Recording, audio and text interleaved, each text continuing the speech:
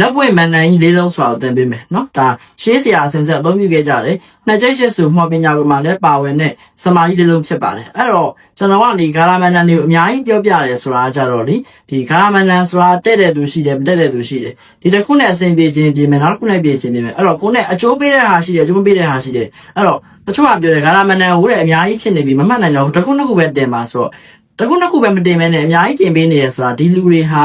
ကိုယ်နဲ့အကျိုးပေးတဲ့ဟာကိုဘယ်လိုခေါ်မလဲရွတ်ကြည့်ရတဲ့အကျိုးပေးတဲ့ဟာကိုကြည့်ပြီးတော့ဒါထူးခြားမှုတွေရရှိဖို့အတွက်အများကြီးတင်ပေးတာနော်အဲ့တော့လက်ပိတ်နေတယ်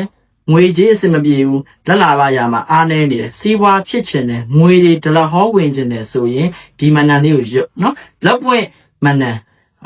လက်ပွင့်မန်နန်ကြီးလေးလုံးပေါ့နော်အဲ့တော့ရွတ်ရမှာကဒေဝင်ကုရဒေဝင်ကုရဒေဝင်ကုရဆိုပြီးရွတ်နေ့စဉ်ပွားများပူဇော်ပါနော်တနေ့ကိုအနည်းဆုံးကိုကအများဆုံး108ခေါက်ဒီပွားများပူဇော်နိုင်တယ်နေ့တိုင်းသာရွတ်ပေးနော်အဲ့တော့ငွေတွေရွှင်လာမယ်လက်တွေပွင့်လာမယ်တခါမှမရဘူးတဲ့ချမ်းသာမှုတွေရရှိမယ်အဲ့တော့ဒီမန္တန်ဒီနှစ်ကျိတ်ရှစ်စုပညာကွယ်မှာဒါဖျားလောင်းပေါ့နော်တထေးသားတူရဲ့ဒီဟိတ်တက်ကိုယူပြီးတော့ရွတ်ရတဲ့မန္တန်ဖြစ်ပါတယ်ဒေဝင်ကုရဒေဝင်ကုရဒေဝင်ကုရဆိုအမြင်မပြတ်ပွားများပူဇော်ပါဘယ်လိုခေါ်မလဲထူးခြားသိတာတဲ့နော်ဘယ်သူနဲ့မှမတူတဲ့ချမ်းသာမှုတွေရရှိမယ်စိတ်လဲချမ်းသာမယ်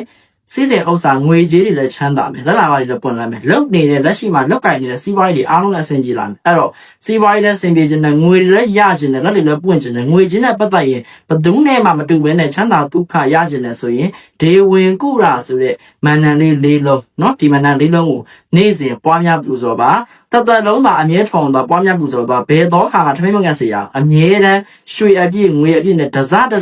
တိုးတက်အောင်မြင်လာစေရမယ်เนาะအဲ့တော့အိမ်မပိုင်တဲ့သူဆိုအိမ်ပိုင်လာရမယ်ကားမရှိတဲ့ဆိုတော့ကားရှိလာရမယ်အဲ့ကိုယ့်ရဲ့လိုအပ်ချက်လိုအင်တွေပေါ့နော်လိုအပ်ချက်တွေအားလုံးဟာလုံးဝတစ်ခုပြီးတစ်ခုပြည့်သွားပြီးဘာမှမလိုအပ်တော့တဲ့အနေအထားတစ်ခုရောက်သည့်အထိပြည့်စုံစေနိုင်တဲ့ဘဝကြီးမှာချမ်းသာဒုက္ခဆိုရဲအစစ်အမှန်ကိုရရှိစေနိုင်တဲ့မန္တန်ဖြစ်ပါတယ်ခင်ဗျာ